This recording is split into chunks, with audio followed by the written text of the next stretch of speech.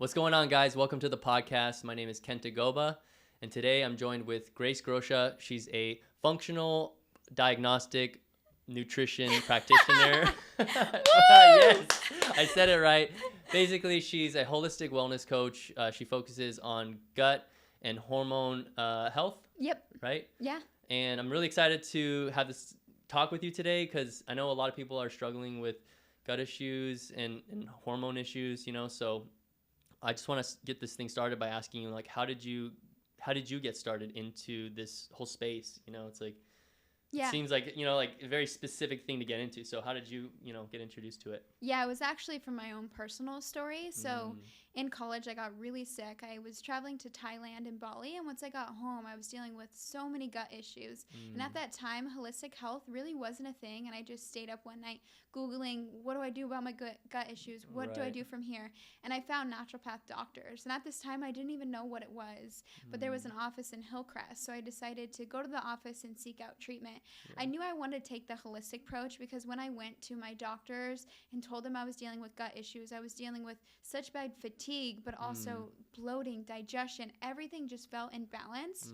And when I went to the doctors, he was like, try working out more. And I was like, that can't be a solution here. Yeah, right. So that's when I decided to seek holistic health. And once I saw the naturopath, it felt like for the first time my voice was being heard. Yeah. And I wanted to be able to heal my body holistically. Yeah. Because sometimes when you're in Western medicine, it definitely serves its time and place, but sometimes it can be a Band-Aid solution. I really wanted to dive into the root cause between what was happening in my gut, and so that's why I wanted to dive into holistic health.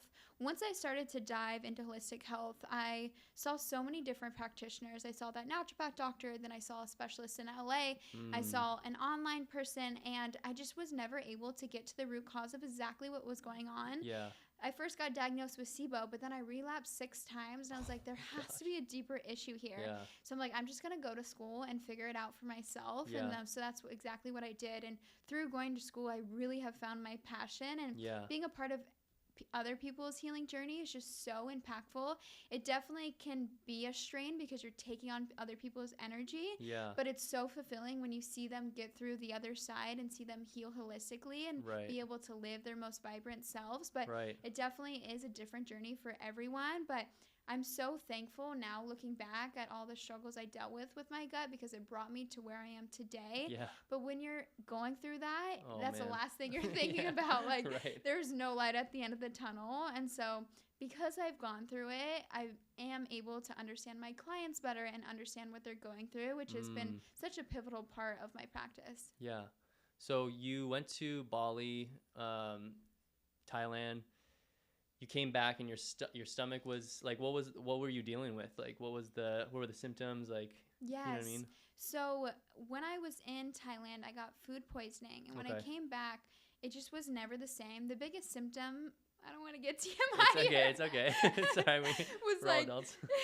diarrhea and constipation. I'm like, this is not normal. Yeah, sure. And then also bloating. It would be like I was 9 months pregnant, and it was just like hard to the touch. It's not like normal bloating where you're like, oof, I ate too much in and out. It's like, no, this is hard to the touch, and it would never go away. I would wake up with it, and I'm like, okay, food hasn't been in my stomach for 12 hours, and I'm still waking up with it. Also, I just had so much brain fog, and I was like, I couldn't properly formulate my words. It just felt like I was moving at such a slower pace. Right. As far as like working out, I know what optimal level felt like for me. Right. And I just wasn't there, and so I knew there had to be a deeper issue going on, especially when you're dealing with gut stuff. Yeah. The gut is connected to everything. It's connected to your gut-brain axis. It's connected to your hormones. It's connected to your mental health. So when that is feeling off, you just don't feel in equilibrium with your body. And sometimes it's hard to listen to that. With clients, sometimes they're feeling sick for 2+ years, and then they come to see me because a lot of times you can try to ignore it, but once it gets to the point where you're like, I can't live my everyday life normally anymore, and this isn't my normal, that's when you seek out treatment. So that's where it got to for me, was like, it was just so, the bloating, the constipation, the diarrhea, it was just so rough. Yeah. So you were dealing with that. You were seeing different, practitioners, right? When did you start seeing improvements? Like, was it like a real slow thing? Like, how did that look like? Yeah, that's the thing with holistic health. It is a slow burn. Like, Yeah, okay. it takes time. Like, nothing happens overnight. Right. And that's sometimes the hard problem for people. We're used to quick fixes. We're used to taking a medication and feeling better within a week. And that's just not what it is for holistic health, especially when you're dealing with the gut.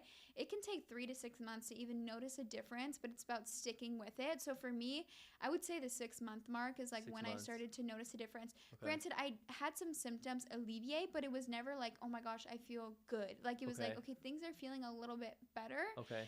But 6 months was when I was like, oh my gosh, I'm doing really well now. Yeah. 3 months was like, okay, I'm noticing a difference here. Yeah. But 6 months was like, okay, now I'm feeling like myself again. Okay. What was like the biggest change you made? Was it like a dietary thing? Did you take certain supplements? Like, what was, like what caused that shift, I guess, throughout that period? Yeah. So at that time, I felt like I was doing everything right as far as like diet goes. I was eating so well. At that time, I was eating paleo. So I wasn't even eating any grains, any sugar. Interesting. I was getting restful sleep. I felt like I was really working on the lifestyle things. And that what was so frustrating was me. I was like, I'm doing everything right, but I'm not seeing a difference. So that's when seeking out the naturopath doctor and doing functional testing, I was able to see, okay, what supplements does my body actually need? Because I was taking supplements, but a lot of times you can be adding fuel to the fire. If you're not taking the targeted supplements your body needs, you can be adding to it or making things worse. So for instance, I was dealing with gut stuff, so I started taking a probiotic. Probiotic, I had SIBO, which is small intestine bacteria overgrowth. So I already had an overgrowth of bacteria. I was then inserting probiotic and causing more bacteria to grow and ferment and get worse. Oh, I see. So until I was able to do the functional testing and see what I needed and then was able to take the right supplements, that's when I started to notice a difference. Okay, so if you have SIBO, do you think SIBO was caused from the like going and traveling and eating, whatever, and that's how that happened? Do you think it was because that's the symptoms of that only happened after you came back from traveling? Yeah, I definitely think there's a correlation there. I think I picked up a parasite most likely over there. And then once I got back, my body just had a hard time fighting it off. Parasites are extremely hard to get rid of unless you're targeting it properly. Interesting. With the parasite in there, I think it degraded my intestinal barrier, which made it more permeable, which allowed bacteria to come in and enter. And once it came in and entered, I was moving with the slow mobility, so I just wasn't going to the bathroom regularly. Since I wasn't going to the bathroom regularly, bacteria was growing and fermenting, which caused the SIBO. So I definitely think it started with a parasite and then allowed for the SIBO to grow. Okay. And so taking a probiotic when you have SIBO, obviously, like you said, it made it worse. So, I mean, it seems so, like, it's interesting because you have, like, people that maybe just have gut issues and they're like, they don't know what that is. I mean, like, I have IBS or, I didn't even really know about SIBO. I mean, I know because you've talked about it before, but I mean, most people don't. So most people say, like, take a probiotic, take a prebiotic, like, you get back to it. Like, what are some steps that people can take that, might not can afford to see like a specialist right now? Like, what are some simple steps that they can take to, if they're having those gut issues, to like make the right move forward? Yes. So one thing that I think everyone can benefit from is taking digestive enzymes. Digestive enzymes. Okay. Yes. So it's a supplement. My favorite brand is Digest Gold. You can buy it at Sprouts, Whole Foods, but also online. Okay. It's an enzyme that helps you break down your food. We live in a very high stress environment. A lot of times we're eating on the go. We're eating really fast because we're so hungry. Right. The average time we should be chewing one single bite of food is 30 times. The usual person chews 6 times. So if you think about how many times you chew before you swallow, sometimes it can be 2 to 3 and you're just swallowing whole things.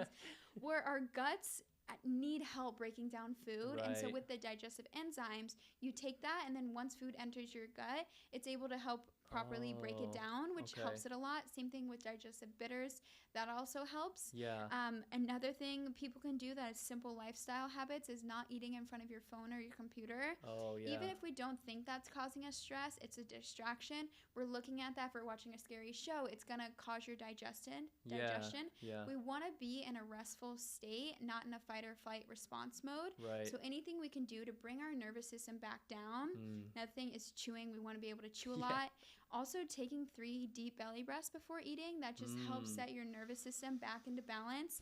There's so many little easy things we can do that make such a big difference. Also, water. A lot of people are constipated because they're dehydrated, not drinking enough water. Right. Are you drinking just plain water?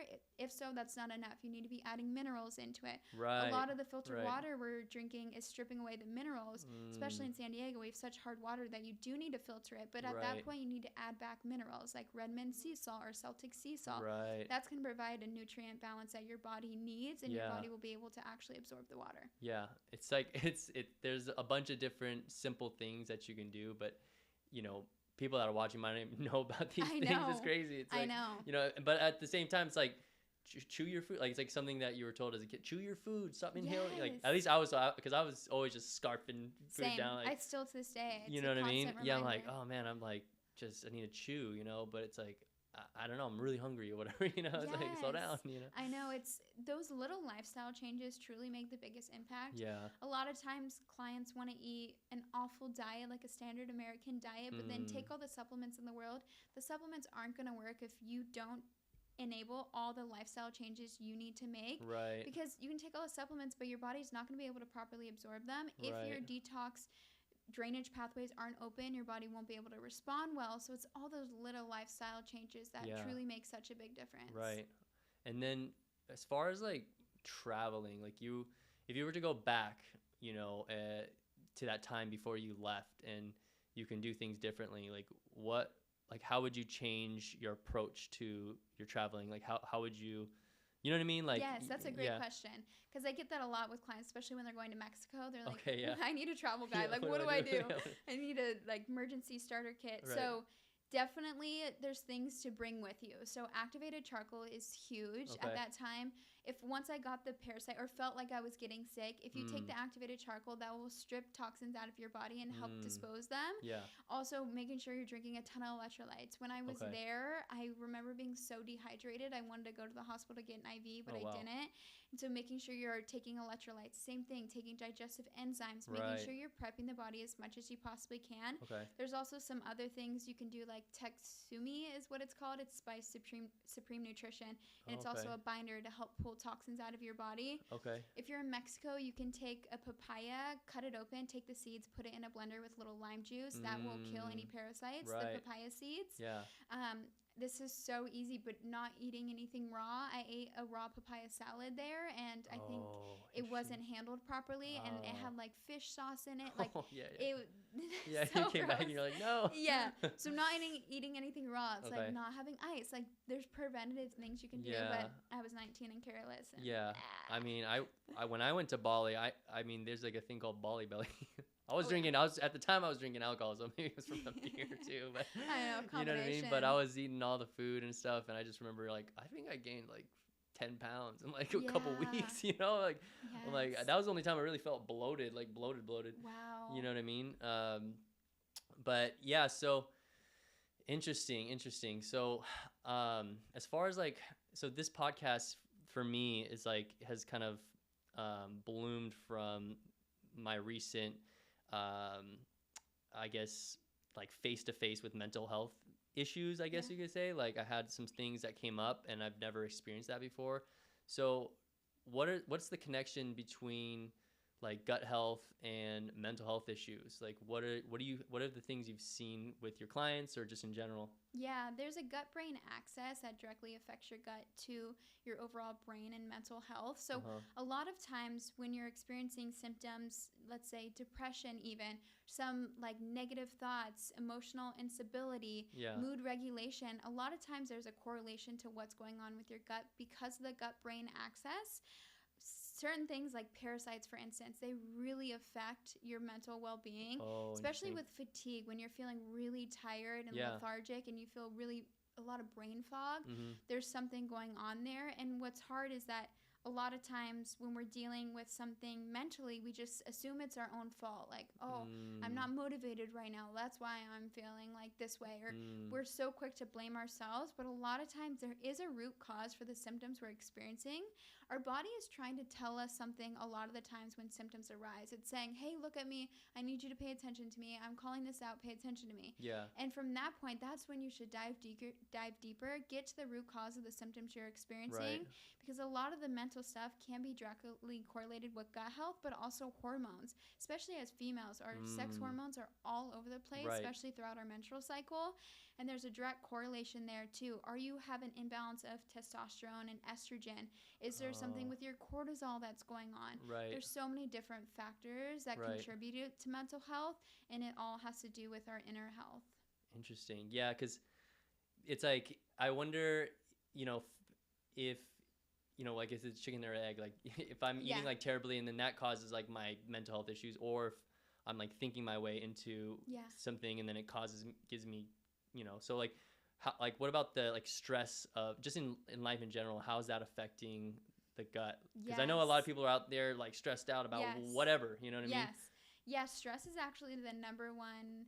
What I've learned in school, stress is the number one factor contributing to overall health issues, chronic health diseases, but also mental stuff. Yeah. We live in a very high stress environment. Totally. Stress is nearly impossible to run away from. Yeah. So when we start to feel stress, our nervous system is dysregulated, which causes further issues to inhibit.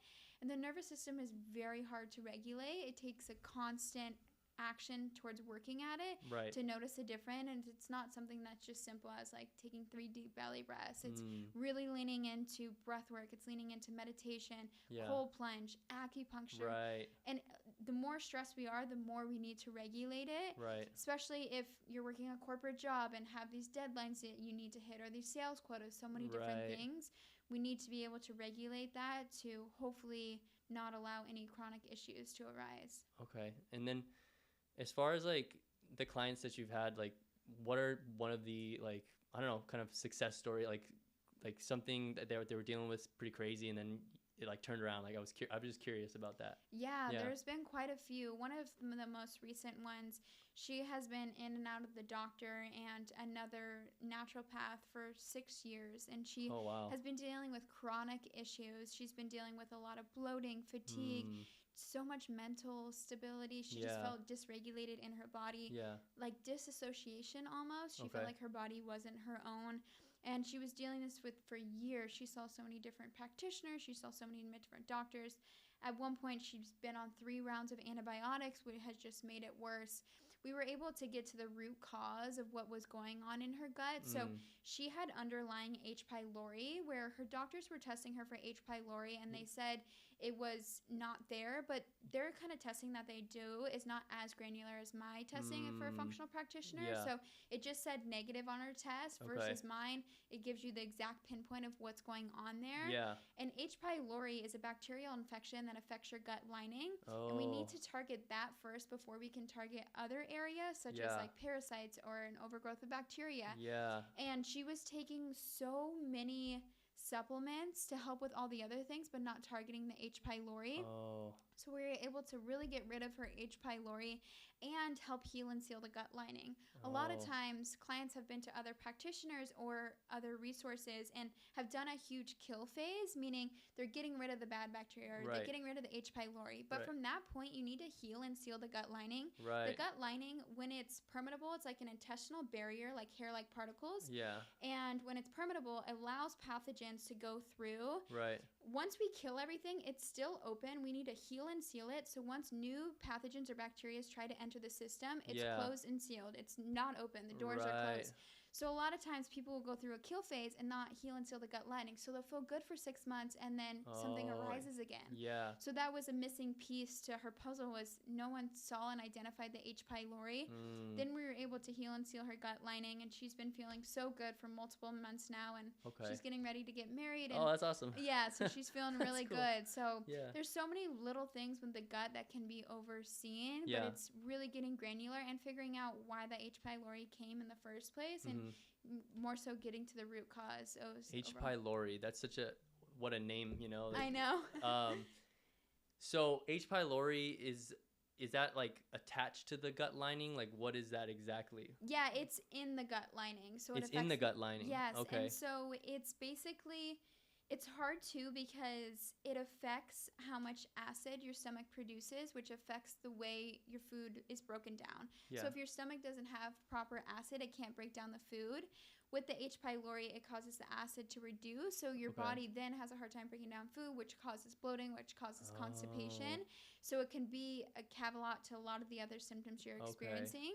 And it can affect how your body is detoxing properly. It really kind of is the first pinpoint before all the other things we look at. Interesting. So is it pretty common that people have this? Yeah, it is. Actually, 50% of the population has it. A lot of people can be asymptomatic, but if you deal with gut issues, it's most likely present.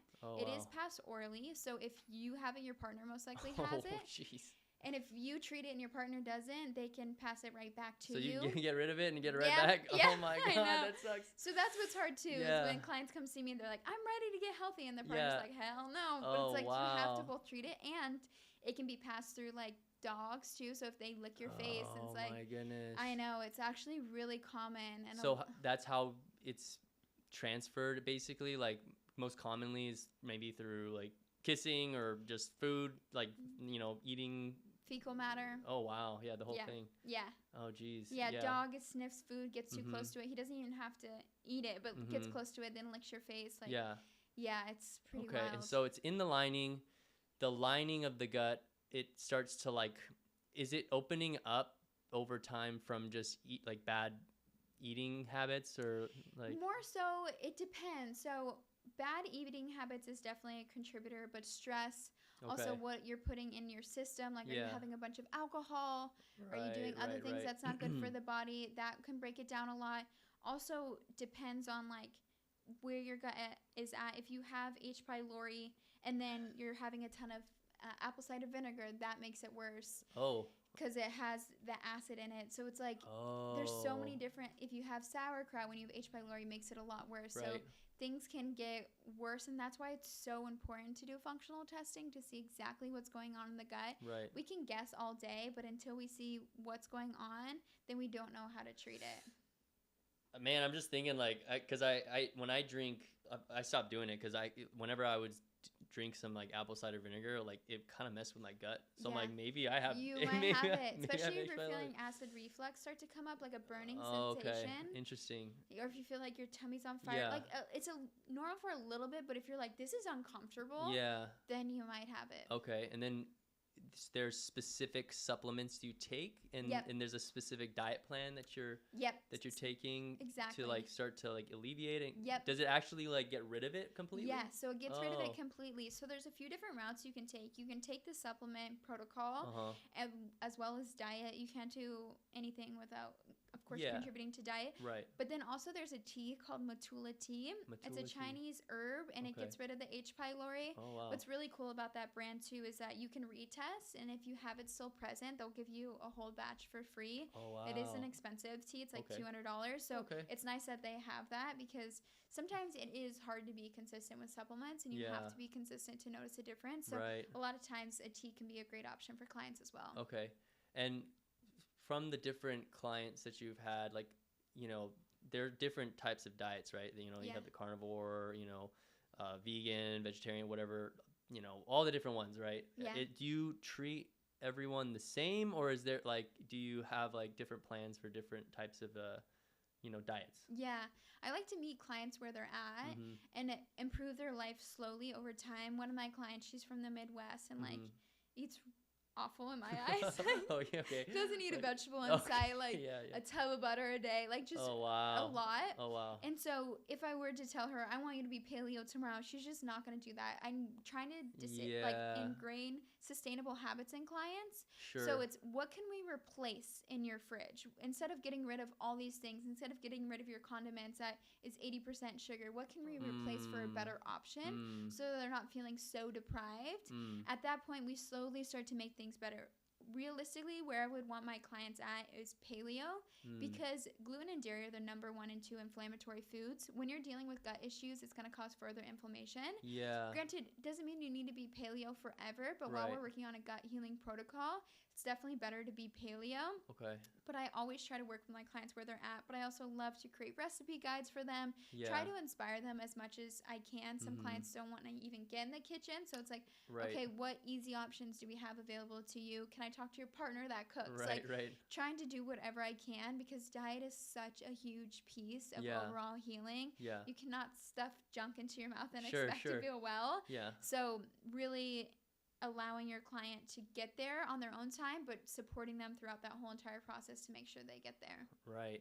Yeah, I feel like, you know, you see like a certain client that may come to you and you're like, let's break down what you're eating. And you're like, I mean, it's pretty clear to me that like maybe why you have, you know, gut issues. But then there's like some clients you probably talk to that you're like, okay, everything sounds good. Like this might be kind of interesting to try to figure out. Yes, you know? Exactly. And I've noticed a lot of my clients in Southern California, they have a good lifestyle. You know, they're eating all the right things, they're resting, they're moving their body. Right. But we live in a high-stress environment in Southern California. It's expensive here, so stress is usually the factor that's missing there. Yeah. And so regulating the nervous system, but then also it's so fun to dive into those cases because we get to see what's going on in the gut. And a lot of times it's not just gut. There's something going on hormonally.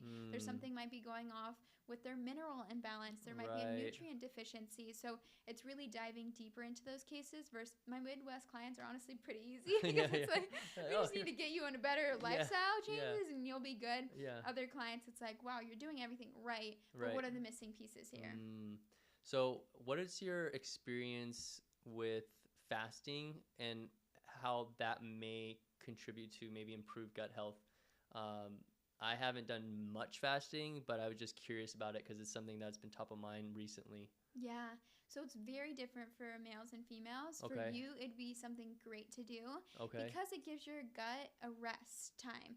Our gut is like a washing machine, and if we're constantly eating, it can't go through the whole wash cycle and clean itself out. Instead, if we're constantly eating, it's like getting a little bit through and then starting back over. So with males, it's really great to do fasting, especially like minimum 17 hours. You can even go up to 24 hours. There's a lot of mental stuff that comes with that too. A lot of times people's mental health starts to get better after the 24 hours. It can be hard in the beginning, but they really start to reset their dopamine, which is really interesting. Oh, that's cool. We're so dopamine reliant. We look at our phone so much these days. We're constantly trying to get dopamine, and so it's a nice balance to reset that because you're not constantly grabbing food. It allows your dopamine to reset, especially like after that 24 hours. The 48 to 72 is like really when you start to reset that dopamine. As far as female goes, our bodies are very delicate while we have our periods. Post-menopause, fasting can be really good. But in your childbearing years, it's not good for you because our hormones are so delicate. And we need constant fuel. If you think about when we're in our formative years, when we're supposed to be childbearing, our body wants to like almost like fatten us up, almost like he wants us to eat because that's what we need to bear a child. And so our hormones are super delicate, so fasting isn't good. It can cause your cortisol to jump through the roof. Then by the time you actually do eat after fasting, it plummets to the floor, which causes you to have no energy, feel like you're lethargic throughout the day. So I never recommend it to female clients before having kids, but post-menopause, it can be a great tool to tap into. Yeah, I'm like wondering, would your, if you, I don't want to offend anyone, but it's like, you know, if they were a client that maybe a little bit more overweight, you know, had a little bit more fat storage, would that maybe be an option? Would it be something you might recommend for a female, or is it still kind of like because of the hormones, you would maybe like kind of shy away from it? I would shy away from it other than clients that have SIBO. When you have SIBO, you really want to give your gut time to rest. And so with SIBO clients, I recommend fasting like 16 hours, even though that's not a ton, but it's a little more than the 12 hours that is typical. Got it. But with clients that are overweight, there's most likely a reason that they're overweight if they're doing everything else. If they're completely overweight and not doing any of the lifestyle things, Right. then that probably has to do with diet. So I would want to Okay. tap into diet more. If a Yeah. client is trying everything and not losing weight, there's definitely something going on hormonally. So I Okay. want to support those hormones rather Yeah. than fasting and probably causing things to be worse. Okay. And then as far as like children, right? Yeah. Like, have you had any clients that were like, I'm trying to figure out something for my kid, like they have telling me they have stomach issues? Like, do you treat children differently, like maybe anywhere below like the teens, like that type of thing? Or Yeah, I haven't seen any child kids yet, but there's actually a new like study going on with kids, and there's this new program to do GI map on kids, to do a stool test on kids. So it's something I'm learning more about. But what I have done is pregnant or breastfeeding moms, and their kids are colicking, they're crying all the time, they're not being able to like properly breastfeed, and a lot of times there's a nutrient deficiency, or it's the mom has something, say for instance she's celiac and not realizing, meaning she can't have gluten, she's eating gluten, and then the baby's breastfeeding and then colicking. What the baby is attached to breastfeeding, it's causing it to enter its system, so it's causing inflammation and an intolerance to go off there. Interesting. So if a mother is having a lot of problems with the babies, doing a food sensitivity test on her and also a gut test, because a lot of times if the baby is acting up, it's something that's coming from the mother. Okay. And these gut tests, are they expensive? Like, where do you get them? Like, are they? Yeah, so you have to work with a functional practitioner like myself. Okay. You have to be able to order one through them. Got it. So for the stool test that functional practitioners order, it's really cool because it's sent directly to your house. It is a stool sample, so it's a little scary. Right. But it's fun, honestly. Like, it's so cool. You're working on your gut health. Right. I'm also a weirdo, and like nothing grosses me out. But that you do it directly in your home. You get sent a FedEx label. You overnight it. Okay. And it's good to go. The gut test ranges, minimum is $350. It can go up to $500. Same thing with the Dutch test. Got it. An HTMA test, which is hair tissue mineral analysis, which looks at your mineral levels. That one's on the cheaper end, around $200.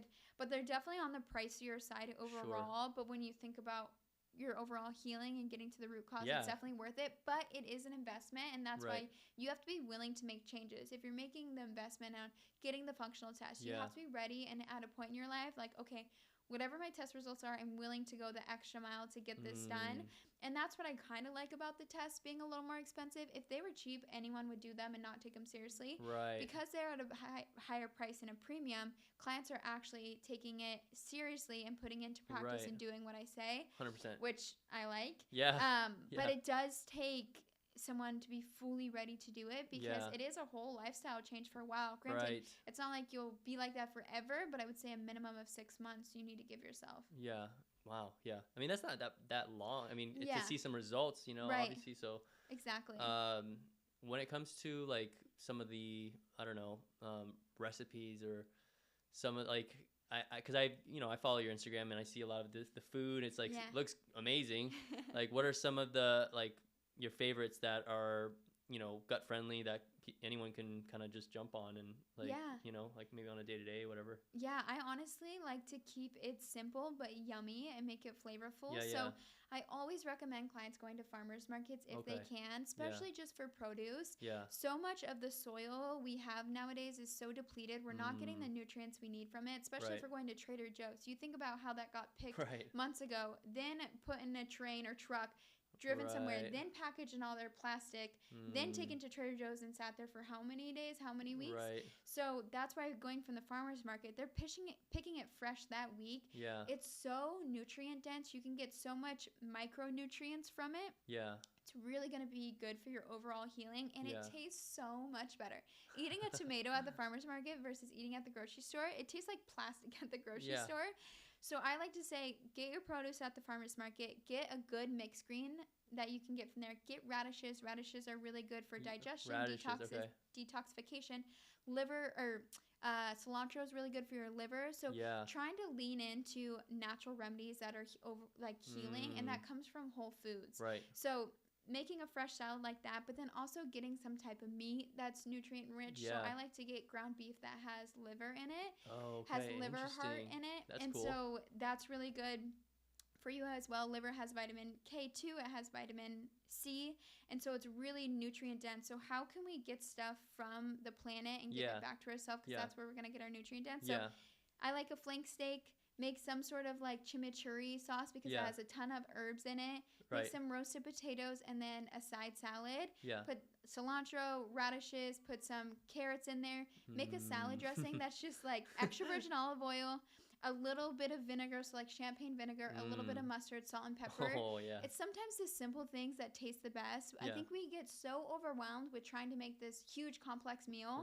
But just go back to the basics and dress it up with herbs. Herbs make everything taste better. Put dill on literally everything. That's awesome. Make like some sort of yummy sauce. You can use tahini. Like there's so many different ways to mix it up and make it taste yummy. I just always recommend going whole foods. Oh my gosh. Yeah, that sounds so good. What about sprouts? Like, are you an advocate for sprouting? Like, is that, something that, I don't know, Yeah, so sprouts have a ton of micronutrients in it, and it's very nutrient dense for such a small thing. So like, say for instance, you can have like, I think it's like 2 or 3 cups of kale, and it equals the same thing for like the little baby kales of the sprouts. I always recommend getting it from the farmer's market just because the ones that you get from the grocery store, they go bad really quickly. And if you get the ones from the farmer's market, they'll be in like a little, almost like a little pot canister, and they stay alive for way longer. You put them in front of like your kitchen light. They don't need a ton of direct sunlight, but some sort of light. You put that on top of everything. You can put it on top of your scrambled eggs. You can put it on top of your salad. Like anything, you can put it on top of it, and it'll provide so much nutrients, especially like liver supporting ones. Like cilantro is really good to add. They also have broccoli. The broccoli is really nutrient dense in comparison to normal broccoli you can have, and sometimes broccoli can be an irritant to people dealing with gut issues, but the microgreens will be fine to have, so it's a good way to get those nutrients in without having to eat a ton of vegetables if they bother you. That's interesting, actually. Now that you brought up the broccoli, because it kind of made me think, like, what are some of the like common like misconceptions of like gut health? Like you should eat like kale, or you should eat, like what are some of the things that you found that you're like, maybe that's not the best thing for your gut, even though they're like promoting this online or whatever? Everyone is bio-individual and just depends on what's going on with your gut. What I will say is some of the things you can look for if you're having cruciferous vegetables like broccoli, cabbage, and you're noticing your body isn't doing well with them, then that might indicate that you have SIBO. If you're having garlic and onion can be really good, but if you have SIBO, it can be really bad. Garlic is a prebiotic, so you would think it would be good, but because it's a prebiotic, if you're dealing with SIBO, it's causing things to get worse. If you're having apple cider vinegar and it's not doing well, it could be H. pylori. If you're having Candida, is a yeast overgrowth in the gut. It feeds off carbs and sugar. So if you're having even just a little bit of sugar, a matcha latte, and you're having irritation from it, it could be Candida. Even if you're having fruit, you can't even have fruit when you're having Candida. So that's what's cool about the body, is like you have to like be able to be aware of what your body is saying and how it's reacting. A lot of the times we're not in tune with our body. We're not intuitively eating. We're not intuitively listening to our body. So it's important to see like, okay, after every time I eat, I'm not feeling well. That's when you make a food log and just jot down, okay, for dinner I had steak, broccoli with garlic and mashed potatoes. And then I was really bloated. And then next week you had cauliflower. You want to start to pinpoint what exactly it is, so you can start to see what are the symptoms you're experiencing and correlate it. Because a lot of the things can be so good for one person and so bad for the next, depending on what's going on in your gut. Man, that's because it's I feel like I go on social media and I've seen these memes where it's kind of funny, like someone's like they're on social media and they're like seeing like all these opposing thoughts about food, like, oh, you shouldn't eat this because of that, and like you should. It's like so much like misconceptions and different opinions that's like hard to like decide how do I eat, like I can't eat anything. And it's overwhelming, especially when you're seeing the carnivore diet now, and it's like, okay, I should be only eating meat. Like it gets really overwhelming, but it's just going back to the basics. What did our ancestors grow up with? They had meats, fruits, and vegetables. Like going back to the paleo mindset, I think sometimes we get so overwhelmed about the information that's out there. Everyone's body is bio-individual. Someone might do way better with keto and someone might do way better with carbs. Like everyone is bio-individual, but it's tuning back into your body and seeing what feels good and then going with that. what you're eating is going to be very different than what I'm eating. Everyone is just so bio-individual, and sometimes I think we forget that. Yeah. There's like, I saw like recently someone, I don't know the name, but it was like someone that's like eating like raw meat a ton.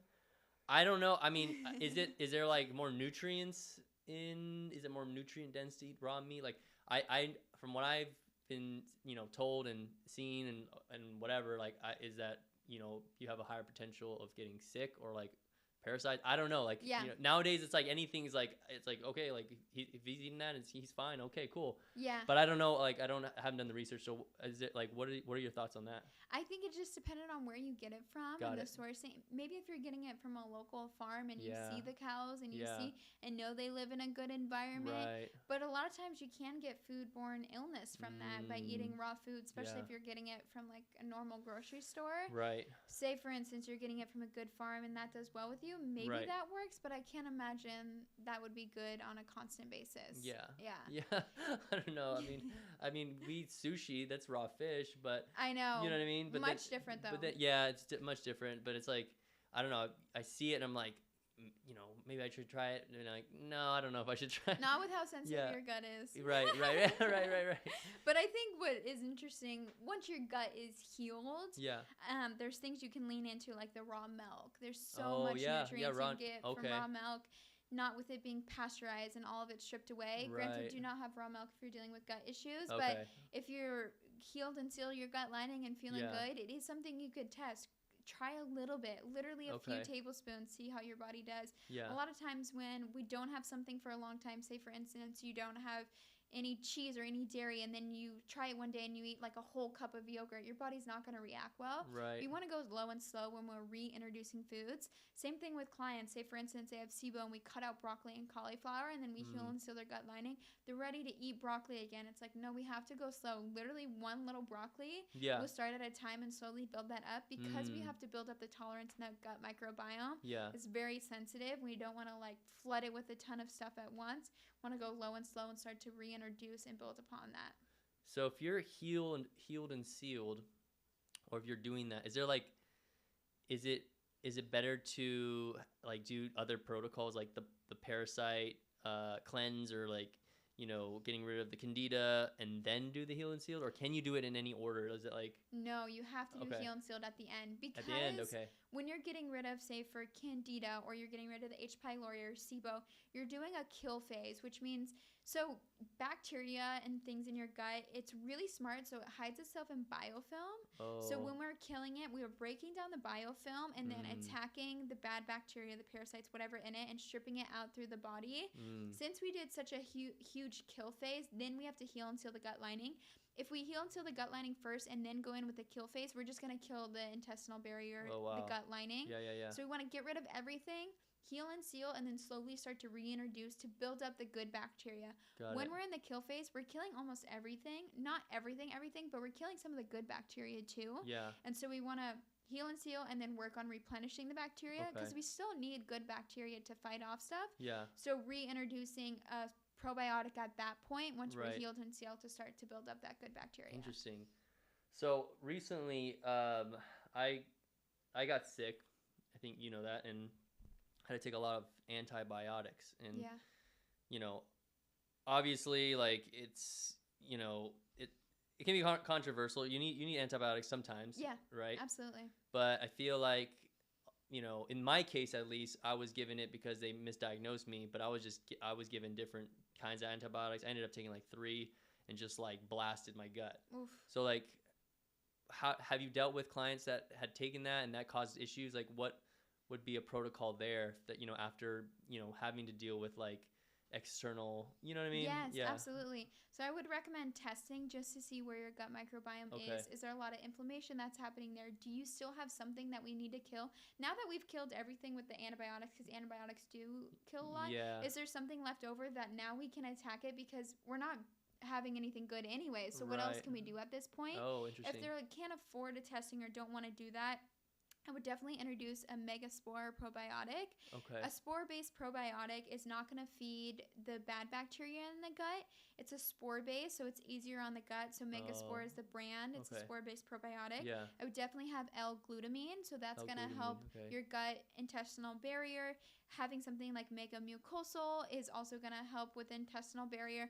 So I would just work on building up the intestinal barrier just so you can seal it up, because the antibiotics is going to it's going to hurt it. So working on healing and sealing that too. Yeah. Interesting. Yeah. Wow. That we covered a lot. We covered a lot here. I wanted to jump in a little bit. I know it's a little bit off topic, but you know, obviously having to build yourself up on social media and like some of the, I don't know, like being that you're in a specific niche, right?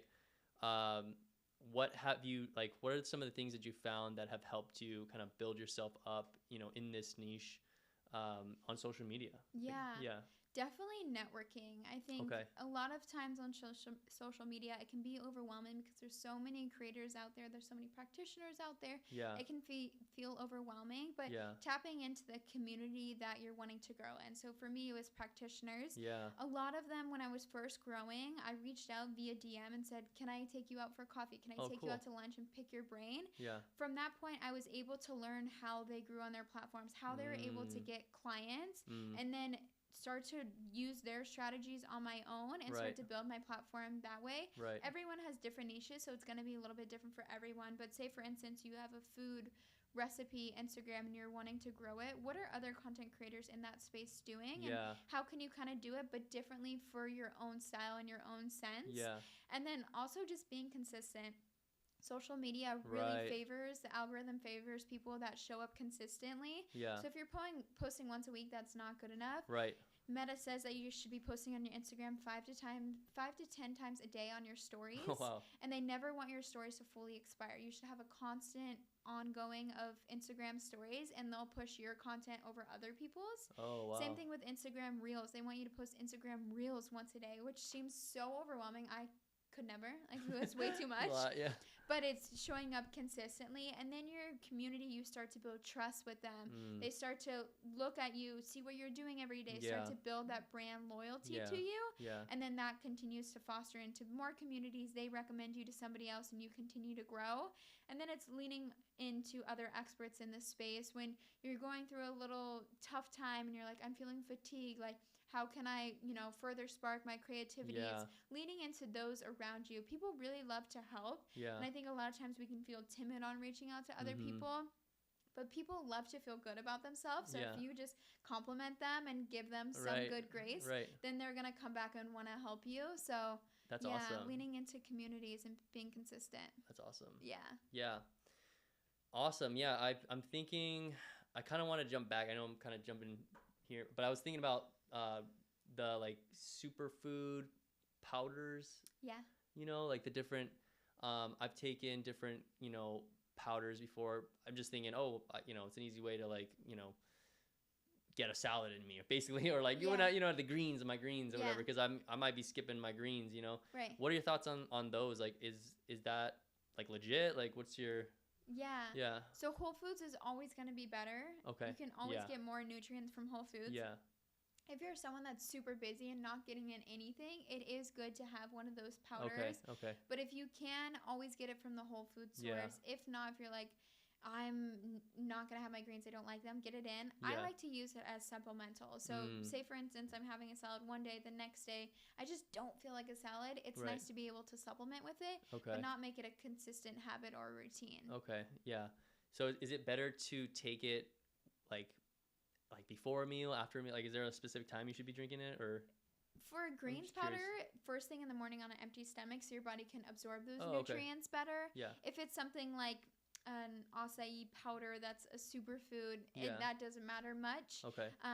But the superfoods, I feel like a lot of it is marketing Yeah. You know, Yeah. Sure. it's Sure. a marketing way to people be like, there's superfood in this. I mean, you can buy a cookie at Sprouts and there's superfood in it. It's like, okay, I'm still eating a cookie. You know? Yeah. I feel like it's a marketing ploy now. People are trying to put superfoods in everything. Same thing with mushrooms. People are stuffing lion's mane into everything. It's like, okay, I don't need lion's mane in my sparkling lemonade. Like, you know, so it's like trying to like just get back to whole foods and like knowing what is targeting you marketing wise and being able to like read through the lines there. Man, yeah, because I mean, it's like hard to tell like day to day if it's like doing something necessarily, but I hope so. Like maybe it's like a placebo. I'm like, yeah, it makes me feel better, you know. And whatever. honestly, sometimes it is like placebo. Like you're doing something good for yourself that day, and you're like, okay, I have my greens drink. Now I'm gonna go for a walk outside. Yeah. And if that's doing good for people, so be it. You know, like everyone's different. Right. But again, everyone's bio-individual. So you might be feeling good on it. The next person, it could have probiotics and making them feel worse. So I think just tuning into your body and seeing how you're feeling. Cool. And if you were to give someone that's watching like 3 simple pieces of advice that, you know, might be dealing with like, you know, if their stomach hurts pretty consistently, or if they eat, you know, just in general, they feel something's off, like what would those, you know, 3 things be? Yeah, I would say tune into the symptoms you're experiencing and really pinpoint exactly what you're feeling. Okay. Don't just say like, oh, I'm feeling bloated. Like really tune into that. Is it hard? Do you feel it when you wake up? Is it after certain foods? Get really granular on how you're feeling, because then you'll start to be able to be the investigator of your own health and tune into what exactly is happening. Yeah. That's when working with a practitioner is great too, because you can get to the root cause of what's happening. Yeah. The second piece of advice is know that it's not going to be forever. Sometimes when you're dealing with health issues, you're like, my body's stuck like this. This sucks. I'm like this forever. Right. Just know you're going to feel better someday. Yeah. It is going to take work and effort, but you can do it. Your body is meant to heal. Our bodies are so powerful. They're so amazing. They have the ability to heal. You just need to provide tools to do it. Right. And I think the third thing is when you are dealing with health stuff, really lean into your community there. Yeah. There's so much you can get from your community. Community wants to help you. There might be someone else that's struggling and they're seeing a functional practitioner and they gave them certain tools. Lean into that there, and also really prioritize your nervous system. When we're dealing with gut issues, a lot of times we're stressed. So how can we regulate our nervous system? Go outside and go for a long walk, listen to meditation music, do a breath work. All these little things that seem to not make a huge impact, they really make an overall huge impact on your health. So lean into some of those easy tools that you can. That's awesome. Yeah. Thank you. Yeah, I really appreciate you hopping on. What do you got going on right now? What's new? What's happening? What's next? Yeah. Well, thank you so much for having me on. It's so easy to talk to you. Such a good conversation. Absolutely. So I'm working with clients one-on-one. Yeah. So on my website, Be Well by Grace, you can apply to work with me. I look at all the applications. We set up a discovery call where we get to meet face-to-face, talk about the symptoms you're experiencing, and kind of dive deeper into how you're feeling. A lot of times it's the first time people are really being able to describe how they're feeling, and so I like to dive deeper into it with them. Yeah. My program is customizable. Everyone's bio-individual, so meeting with clients, seeing what's going on, and then customizing a package with someone.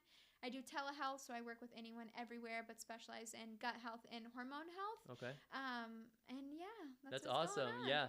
Okay, so your focus is like really on that right now? Yeah, gut health and hormone health. It's directly correlated. Sometimes people will come to see me and they're like, my hormones are so imbalanced. And I always start with a gut test first, just because everything's correlated to the gut. And a lot of times it was all had to do with their gut, and then we look at their hormones and it was just a little imbalance. Right. So a lot of times when we start on the gut, we start to balance the gut out. By the time we work on the hormones, it's already looking better. Cool.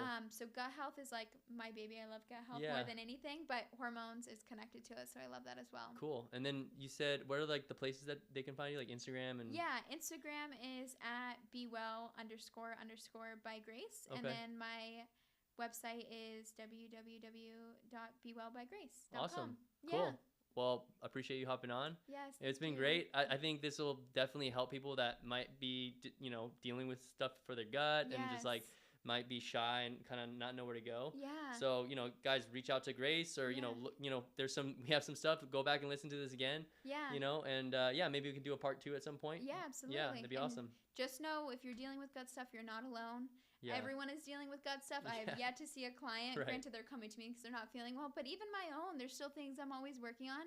No Right. one's perfect, Right. so just know you're not alone, and it's good to be in tune with your body and want to Right. work on healing, but it will get better. It's like too easy to like nowadays to like have gut issues. I know. You know? It really is. Yeah. We have so much against us between Yeah. stress, the food, Yeah. the environment we live in, environment Right. toxins. Right. Like, we have too much going on against us. Like, Yeah. I just want to be in the farm of middle of nowhere and like, Yeah, right. just drink the milk. The off simple cow, life, you know? Yeah, It's yeah, like, totally. Even then, who knows? You know. Well, appreciate you. And Yes. guys, thank you so much for tuning in. And we'll see you guys in the next podcast. Yes. All right. Peace.